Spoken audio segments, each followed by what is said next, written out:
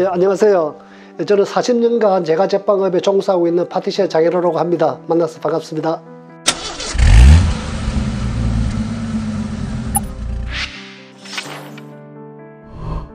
예, 흔히 파티시 하면은 제과 제빵을 제조하는 종사자라고 표현을 하는데, 단순히 제과 제빵만 만드는 게 아니라 유통, 생산, 관리, 위생, 그리고 보이지 않는 미생물까지 다루어야 하는 가장 어려운 직업이라고 할 수 있겠습니다. 가장 먼저 중요한 건 열정이 뛰어나고, 그 다음에 성실함은 기본이고, 또한 감각이 뛰어나야 된다고 생각합니다. 그 다음에 호기심도 아주 갖춰져 있고, 그 다음에 끈기가 가장 중요하다고 생각합니다. 보이지 않는 미생물과 싸움이기 때문에요, 감각도 뛰어나고, 그런 친구면은 아마 성공할 것 같습니다. 파티시의 체력 관리는 중요하죠. 저희들은 아침 출근하면 퇴근 시까지 온종일 서서 있습니다. 처음에 대부분 입문하는 친구들이 가장 힘들고 어려워하는 게, 다리가 아파서 3일째 되면 주저앉아요. 만약에 이 꿈을 꾸시는 분들은 평소에 하체를 튼튼하게 해주시고 그랬으면 좋겠습니다. 저희가 이제 빵을 만들잖아요. 제가 상상했던 그 이상으로 빵이 나오면 아주 만족하고 자기 스스로가 되게 보람을 느끼죠. 그게 저희가 이제 빵을 만들면서 결과를 상상을 하거든요. 기대 이상으로 나오면 아주 흡족합니다. 보람과 책임감이 동시에 따르죠. 제가 만든 제품이 원하는 모양이 나오고, 또한 고객이 그 빵을 드시고 만족하면 보람이고, 또한 우리 빵만 너무 맛있다고 칭찬하면 또 그게 책임감으로도 다가오는 거죠.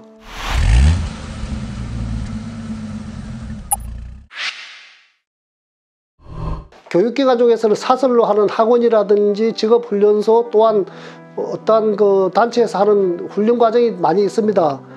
물론 그 과정을 거치는 것도 좋겠습니다만은, 저 같은 경우에는 현장에서 직접 부닥치는 걸 가장 추천하고 싶습니다.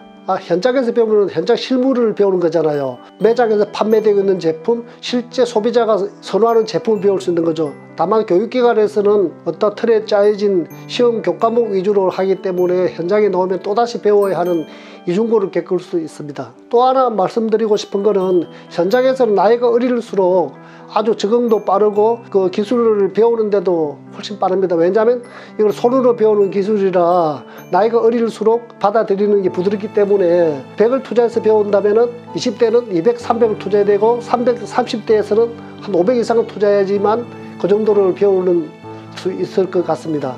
또 한 가지 그냥 우스갯소리로 얘기할 수 있는 거는, 현장에서 배우면은 사실 금전적으로 돈을 받으면서 배우잖아요. 그러면서 디테일한 교육을 받을 수 있고, 돈을 벌면서 배우니까 저희 같은 경우는 일석이조라고 생각을 합니다.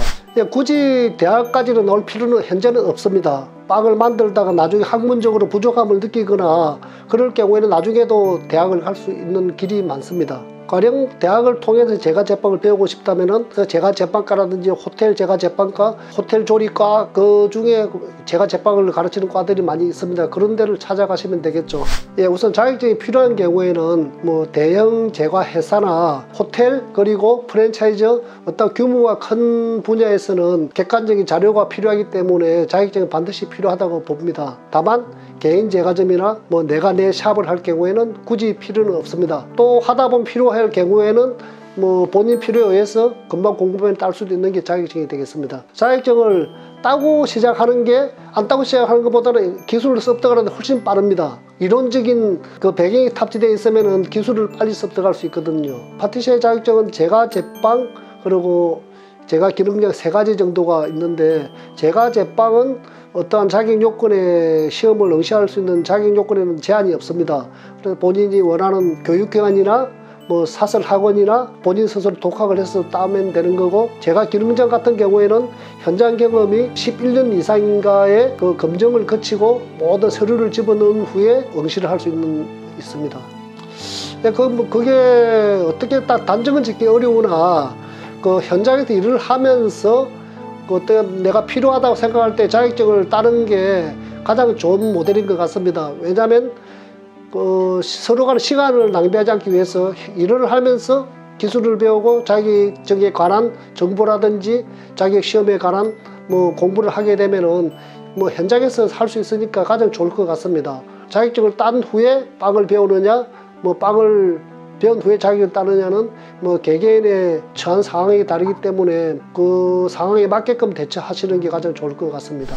자격증 시험은 반드시 공부를 해야 됩니다. 왜냐하면은 그 이론 시험이 있어요. 이론이 60문제 중에 그것도 평균 60점 이상은 맞아야 되기 때문에 이론 시험을 통과해야지만 실기 시험에 응시할 수 있습니다.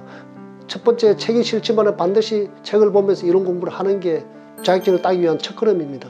우선 그 기능사 자격을 따기 위해서는 제가 제빵 이론, 그 다음 재료에 관한 재료과학, 그 다음 식품의 위생에 관한 항목, 각기 3개 항목에 점수가 배점이 되어 있습니다. 평균 60점이 맞아야지 그 이론 시험에 합격하면은 실기 시험에 자격을 주어집니다. 실기 시험은 제가 제빵 공이 제가 지금 알기로는 40개 정도의 예비 문항이 있습니다. 거기서 이제 그 40가지 제품을 만드는 걸 실기 시험에 치르고 있습니다. 이론 시험 60점 이상 합격, 실기 시험 60점 이상 합격. 그래서 각기 끊어서 합니다. 단 실기 시험이 이론 시험이 먼저지 이론을 통과한 후에 실기 시험을 치는 거죠. 기간에 따라 다르긴 한데 40만 원에서 60만 원 사이가 되는 걸로 알고 있고요. 기간은 보통 3개월 정도를 잡습니다. 클래스가 끝나려면은 안 되면 또 다시 재수강을 하는 경우가 허다하다고 들었습니다. 물론 자격증은 그 말 그대로 그 교과목만 공부해서 따는 게 자격증이잖아요. 현장 업무하고는 완전히 판정이 틀린 경우가 대부분이죠. 있는 것이 없는 것보다 훨씬 좋죠. 왜냐하면 기구 이름이라도 알고 기계를 약간은 다룰 줄 아니까 그래서 그게 유리한 거고, 자격을 땄다고 빵집에 일을 할 수 있다는 자격은 아니에요. 우선은 그 파티시에 취업하려는 경우에는 뭐 특급 호텔에 제과 제빵도 있을 것이고, 대형 제과 회사에 제과 제빵 제조 및 개발실도 근무할 수 있고, 또 프랜차이즈 매장에서 근무할 수도 있고, 직접 다 만드는 제과점에서도 근무를 할 수 있습니다. 파티시에가 지금 현재 시장이 넓어졌다 하는 것은 뭐 물론 그 제과점이 빵을 만드는 업이 다양해졌다는 말이겠죠. 과거에는 그냥 동네 제과점 하면 끝이었는데 지금은 호텔, 프랜차이즈, 베이커리 카페, 디저트 카페, 엄청 커다란 베이커리 카페 보셨죠? 그런 데가 지금 사람이 인력이 많이 부족합니다. 그래서 본인만 열심히 하면은 이 제과제빵은 늘 취업은 보장돼 있다고 봅니다. 분야마다 뭐 장단점이 있는데, 뭐 호텔 같은 경우에는 일단 취업하기가 가장 어려워요. 취업을 희망하는 사람은 뭐 많이 쌓여 있고 경쟁이 가장 치열하고, 그래서 뭐 내가 한다고 해서 잘 취업할 수 있는 경우는 아니고, 어떻게 운이 좋으면 한 자리 피고 나면은 뭐 아는 인맥을 통해서 대부분이 들어가고 하는 그런 구조고요. 특급 호텔에 대한 단점은 처음 간다고 해서 빵을 만드는 건 아니죠. 뭐 딜리버리라고 해가지고 각 업장으로 빵을 배달을 하고 재료를 타고 이제 손수레 끌고 다니면서 빵 만드는 일보다는 그 외적인 일을 하고 나서 1, 2년 경력이 쌓이고 견뎌내면은 이제 그 다음 이제 단계로 올라가는 그런 구조입니다. 호텔의 경우에는 우선 경력자 위주를 많이 뽑습니다. 사람 뽑을 때는 거기는 그 인적성 검사, 그 다음에 외국어 시험, 뭐 특히 뭐 보통은 영어 시험이죠. 그걸 패스를 해야지만은 이제 면접을 볼 수 있고, 면접 시 실기 테스트도 겸하고 있습니다. 그래서 많이 어렵죠. 뭐 프랜차이즈 같은 경우는 꾸준히 매장도 늘고 비교적 쉽습니다. 왜냐하면은 그 포털 사이트 같은데 구직란에다 실어 놓으면은 언제라도 자리가 비면은 연락이 와서 뭐 면접을 봐서 뭐 취업할 수 있는 구조고, 프랜차이즈의 장점은 뭐 취업을 하기 쉽고, 또한 근무 시간도 짧고, 뭐 근무 환경도 좋죠, 비교적. 단점은 뭐냐면은 빵을 만들면 있어서 제가 끝까지 처음부터 끝까지는 못해요. 왜냐하면은 중간 생지라든지 어느 반가공 상태의 제품이 오기 때문에 제가 그걸 가지고 배운들 처음부터 끝까지 하는 데 가면은 아무것도 몰라요. 또다시 배워야 되니까. 프랜차이즈에서 일하는 거는 수월한 대신에 또 그런 또 뭐 애로사항이 존재하는 거죠. 가장 편안한 거는 자기 동네에 개인이 하는 빵집, 개인 제과점에 일하는 무슨 장점을 설명해 드릴게요. 그 내 가게인 것처럼 기술을 배우기 쉬워요. 본인이 부지런하게 하고 본인이 잘하면은 모든 거 다 가르쳐 주고 오래 잡아두려고 오르는 노력을 하죠. 그 대신에 이제 본인도 많이 노력해야 되겠죠. 일찍 나오고 늦게 일을 하고, 딱 시간 돼서 정시 출근, 정시 퇴근이 뭐 보장된 게 아니니까 몸은 좀 고달프지만은 장점으로는 빨리 배울 수 있잖아요. 가령 프랜차이즈에서 3년 걸릴 걸 개인 제과점이면 1년이면 배우고, 큰 회사에서 5년 배울 거 개인 제과점이 2년이면 배우고, 아주 기술 습득의 속도가 빠른 거죠. 단점은 급여가 작고 몸이 고생하는 거고. 동네 샵에 취업을 하고 싶은 경우에는 그 사람이 빵집에 취직하고 싶다는 거는 결국 빵에 관심이 있다는 거잖아요. 그러면 빵을 사 먹으러 한 번씩 가봤을 거 아닙니까? 그래서 그 빵집이 맛있으면 아, 나도 이걸 배우고 싶다. 그러면은 솔직히 찾아가서 저 빵을 배우고 싶은데 한번 써줄랍니까 하고 문의를 하면은 그 사람 딱 그 태도를 보면 알잖아요. 동네 제과점은 늘 직원이 부족해서 힘들어하기 때문에 태도만 보면은 금방 취업이 될 것 같습니다.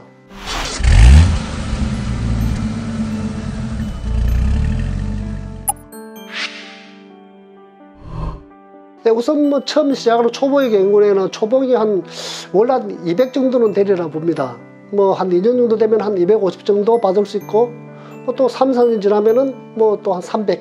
그 다음에 잘 해가지고 직급도 오르고 뭐 한두 번 이직을 하게 되면은 그 다음부터는 본인 역량에 따라서 350부터 그 이후로는 이제 뭐 정해진 거 없고 나름 뭐 하는 바에 따라 많이 받습니다. 뭐 하다못해 요즘 연봉 1억짜리도 뭐 빵을 만들 사람도 흔하니까요. 경력에 따라 세월이 가면은 뭐 월급이 오르리라 생각하는데, 물론 그럴 수도 있지만은 대부분은 한두 달 되면은 그만두게 되고, 또 내가 내 직급에 맞게끔 급여에 맞게끔 내가 업무를 깔끔하고 성실하게 하는 게 가장 중요합니다. 그래야지만은 그 직을 오래 유지할 수 있고 본인도 그 발전이 빠르게 되리라 봅니다.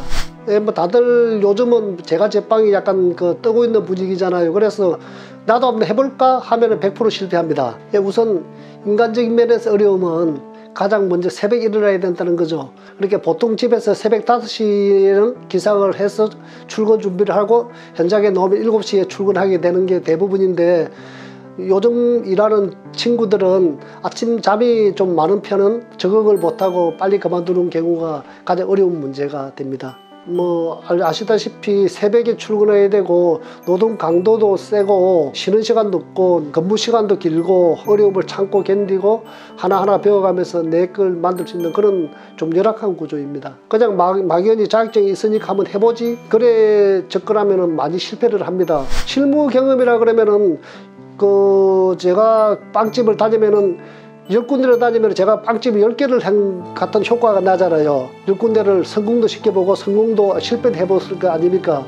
그렇기 때문에 실무 경험이 내가 가게 한두 개 해본 경험보다 훨씬 중요하다고 생각합니다. 어느 분야나 본인이 노력해야지만 살아남을 수 있겠지만은 제가 제빵 같은 경우는 특히나 더 심합니다.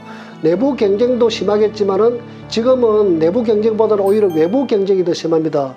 과거에는 빵집 대 빵집이었는데 요즘은 빵집 대 편의점, 빵집 대 식당, 더구나 요즘은 커다란 문구점에서도 디저트와 초콜릿, 그 다음에 어떤 그 발렌타인이나 화이트데이 때 판매하고 그러잖아요. 과거에는 그게 다 제과점에서만 하던 거였어요.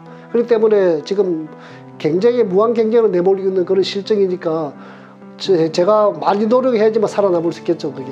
모든 업체 그렇듯이 파티시에도 굉장히 치열하잖아요. 그래서 나만의 빵을 만들어야 되고, 요즘 특히 유행하는 그 천연 발효빵이라든지 그런 분야에 아주 더 열정적으로 제품 개발과 맛을 찾아서 힘을 써야 한다고 봅니다. 현재 그냥 남이 하는 빵을 가지고는 쫓아가기도 어렵습니다. 그래서 선도적으로 뭐 새로운 빵을 늘 개발하고 그렇게 해야지만은 경쟁이 있다고 봅니다.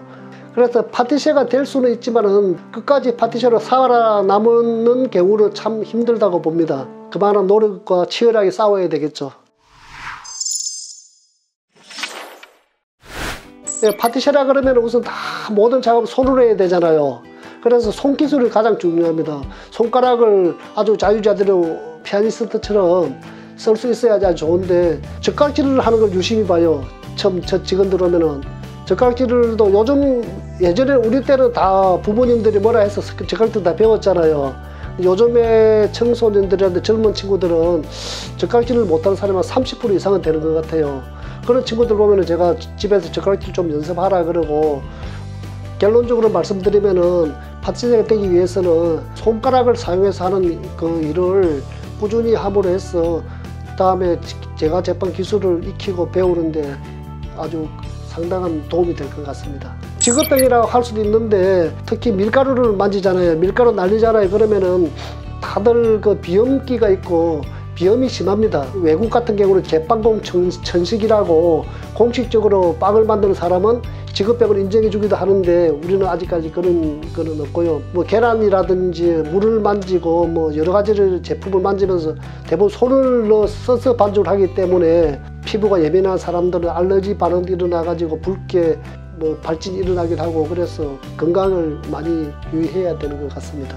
뭐 그러한 뭐 어려움 속에서도 맛있는 빵을 만들어야 된다는 일념으로 참고 견디며 열심히 일하고 있습니다. 담배는 특히나 그 미각을 아주 그 맛을 못 보게 하잖아요. 또 뭐 담배뿐이 아니라 뭐 짠 음식이라든지 이런 것도 많이 먹다 보고 또한 뭐 음식도 그렇지만 술 같은 걸 먹으면 다음날 좀 그 미각이 둔해지니까 피하면 좋겠죠.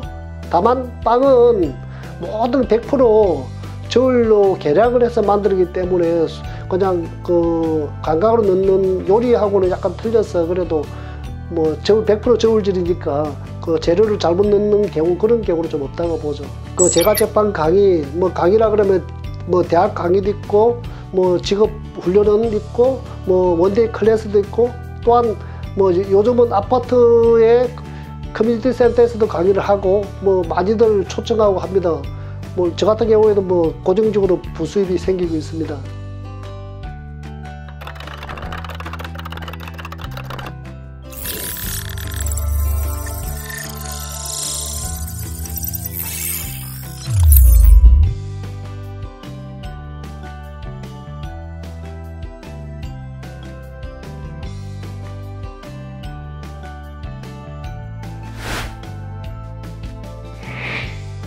이 파티제 꿈을 꾸고 있었다면 이미 절반은 실현한 파티제입니다. 이제 현장에 와서 아니면 어디 취업을 해서 더욱 조금만 더 노력을 하면 아주 영원히 파티제로 될 것 같습니다. 꿈을 꾸십시오. 이루어질 겁니다.